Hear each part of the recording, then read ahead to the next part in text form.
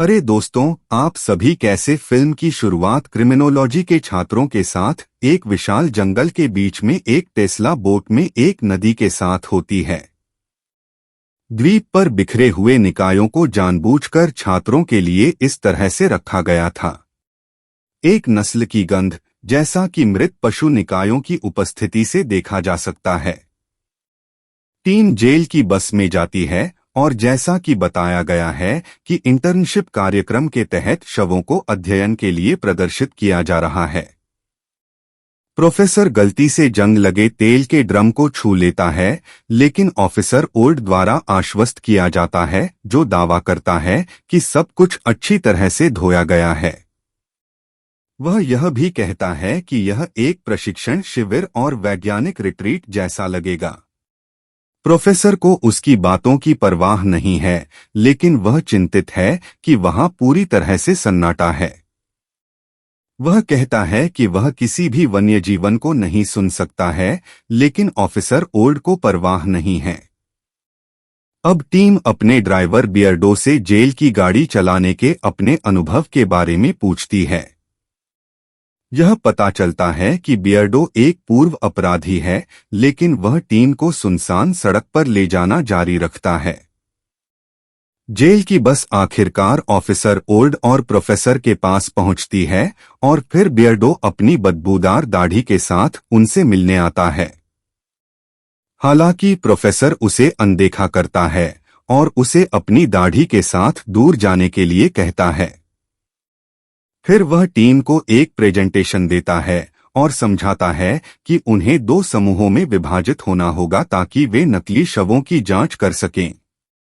वह यह भी बताता है कि यहाँ कोई सेल फोन कवरेज नहीं है, इसलिए सभी को एक दूसरे से संवाद करने के लिए वॉक टॉक का उपयोग करना होगा।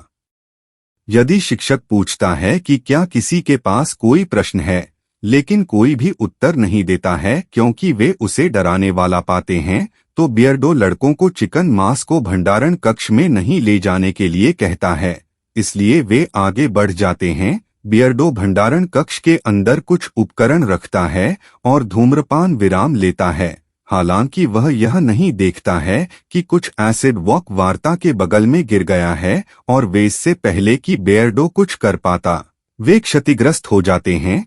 अपनी गलती के बावजूद वह कुछ भी न कहने का निर्णय करता है और भंडारण कक्ष से चला जाता है। अब टीम को उनके कमरे में ले जाया जाता है, लेकिन उन्हें केवल सोने के लिए बिस्तरों का उपयोग करने और हार्मोनल योग के लिए नहीं कहा जाता है।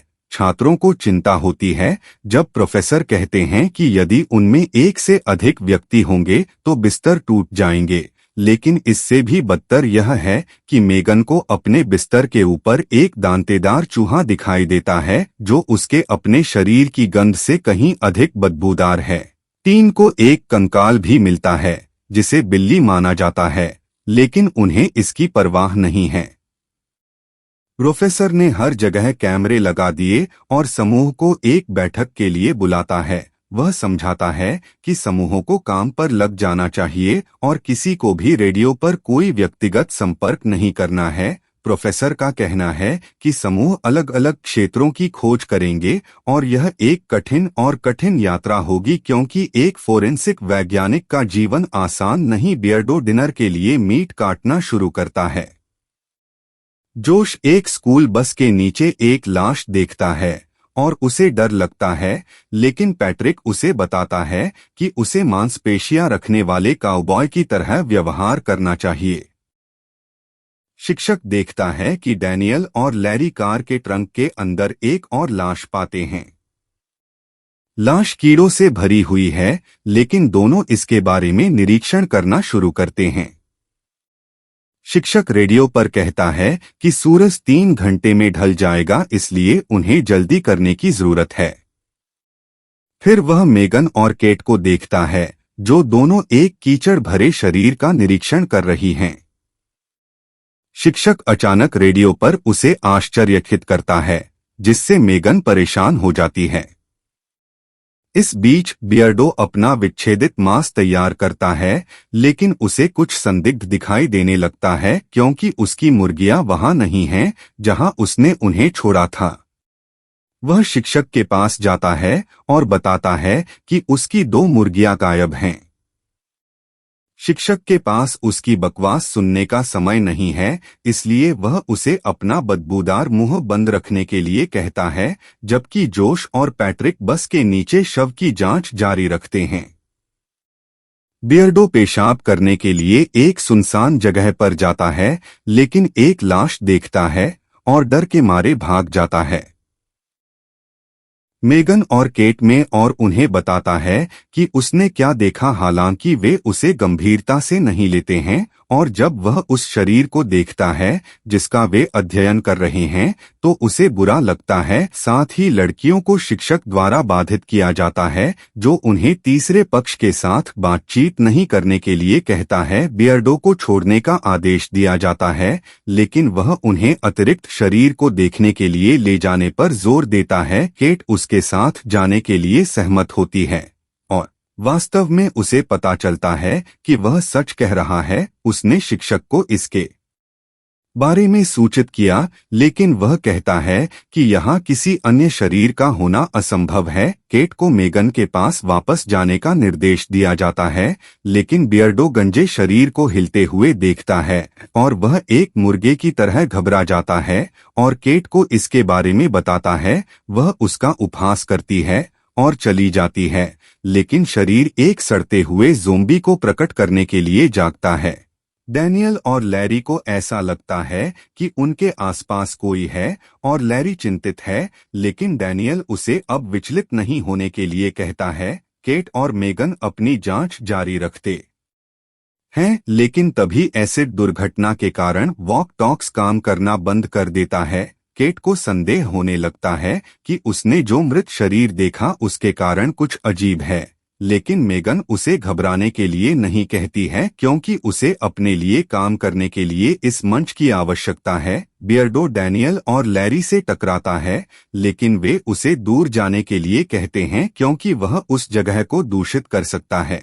बियर्डो उन्हें सावधान रहने के लिए कहता है और दूर चला जाता है, लेकिन गंजा ज़ोंबी उसकी गंध को नोटिस करता है और निकट आना शुरू कर देता है और कहता है कि उन्हें वापस आने पर ध्यान देने की जरूरत है। प्रोफेसर दूसरों के साथ संवाद करने की कोशिश करता है और उन्हें वापस आने के लिए कहता है, लेकिन वॉक टॉक्स द्वारा कोई भी उपलब्ध नहीं होता है। लेकिन इस बीच केट को पता चलता है कि अतिरिक्त शरीर गायब हो गया है और वह घबराने लगती है।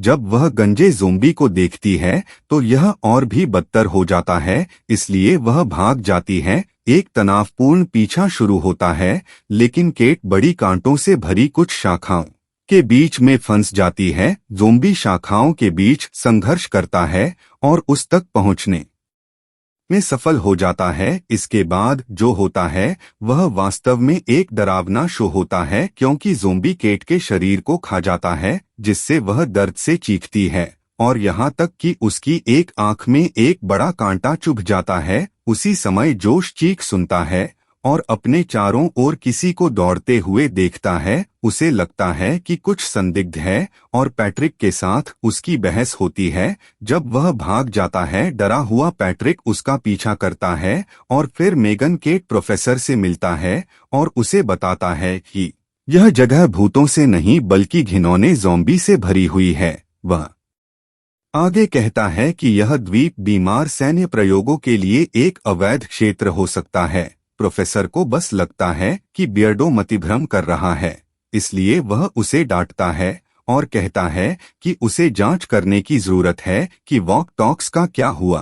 पुरुष कमरे से बाहर निकल जाते हैं, लेकिन एक अन्य गंजे ज़ोंबी को शवों में से एक पर भोजन करते हुए नहीं देख पाते हैं। प्रोफेसर को पता चलता है कि बियर्डो ने वॉक टॉक्स के साथ गड़बड़ की है और उसे डांटता है। जबकि डैनियल और लैरी बेस पर लौट आते हैं, केट ने एक ज़ोंबी के रूप में एक ज़ोंबी पर हमला किया है, लेकिन लैरी के पास इस प्रैंक के लिए पर्याप्त है और जोश और पैट्रिक ने भाग लिया है। वह कुछ अजीब है, लेकिन वह उन्हें बताता है कि वे इंटर्नशिप कार्यक्रम से बाहर निकलने के लिए स्वागत करते हैं। प्रोफेसर अपने छात्रों को वापस लाने के लिए अपने छात्रों को वापस लाना चाहते हैं। केट शेल्फ के नीचे से मुक्त हो जाता है और मेगन पर हमला करता है। च्वाइस, लेकिन प्रोफेसर ने उसे कुछ समय के लिए गोली मार दी, उसे खत्म करने के लिए। हालांकि डैनियल भी केबिन में प्रवेश करता है, इसलिए मेगन उसे अपने साथ छुपाती है और फिर वे ज़ोंबी पर हमला करते हैं, जो ज़ोंबी केट के शरीर को खाना शुरू करता है। हालांकि उसके पास अतिरिक्त कठोर त्वचा है, इसलिए युगल उस पर हमला करता है और भाग जाता है। इस बीच प्रोफेसर एक गंजे ज़ोंबी पर हमला करने जाता है, जो बेस के बाहर चिकन मांस खा रहा है। अंततः वह उसे सिर में गोली मारकर मार देता है, लेकिन एक अन्य ज़ोंबी कैदी बेस के नीचे बियर्डो पर हमला करता है। एक तनावपूर्ण लड़ाई शुरू होती है, लेकिन बियर्डो को उसकी दाढ़ी पर नहीं बल्कि मांसपेशियों पर काट लिया जाता है और कुछ समय बाद उसे मारने के लिए नीचे खींच लिया जाता है। डैनियल और मेगन अपने अंतिम क्षणों में बियर्डो को ढूंढते हैं, लेकिन वह उन्हें मारने के लिए कहता है क्योंकि वह जल्द ही एक ज़ोंबी में बदल जाता है। अब पैट्रिक और जोश ने जेल की बस को शुरू किया, जबकि राक्षसी लाश को प्राप्त करने की कोशिश की जाती है। युगल जोश पैट्रिक के साथ बुलेट प्रूफ बस में प्रवेश करता है। यह उम्मीद करता है कि यह ज़ोंबी प्रूफ भी होगा। जैसा कि मेगन ने अपनी बंदूक खो दी है और एक उन्माद ज़ोंबी बस के विंडशील्ड के माध्यम से उसके सिर के साथ टूट जाता है, लेकिन जोश में बस को दुर्घटनाग्रस्त होने के लिए ज़ोंबी से छुटकारा पाने के लिए एक केबिन में एक बार फिर से चली आ रही है। लेकिन जोश को ड्राइविंग करने के लिए निर्देश दिया जाता है। दुर्भाग्य से वह एक और दुर्घटना में पड़ जाता है और मेगन उसे मदद करने के लिए मदद करता है और फिर बचे हुए लोगों को सुरक्षा के लिए एक रास्ता खोजने की कोशिश की जाती है, क्योंकि वह जोशी और मेगन को अपने परिवेश को छोड़ देती है। एक शॉट हो जाता है। इस बिंदु पर बचे हुए लोग ऑफिसर ओल्ड अपनी कार में दिखाई देते हैं। प्रोफेसर उन पर हमला करते हैं और इस मृत्यु शिविर में सभी को मरने देने के लिए उन्हें शाप देते हैं। तभी हमें पता चलता है कि इस द्वीप का उपयोग मृत्यु पंक्ति के कैदियों के लिए एक परीक्षण सुविधा के रूप में किया गया था। हालांकि कुछ बहुत गलत हो गया और गंजे लाश के निर्माण का कारण बना। अब ज़ोंबी एक बार फिर प्रकट होता है, इसलिए प्रोफेसर ऑफिसर ओल्ड की मरती हुई बॉडी को उन पर फेंक देता है।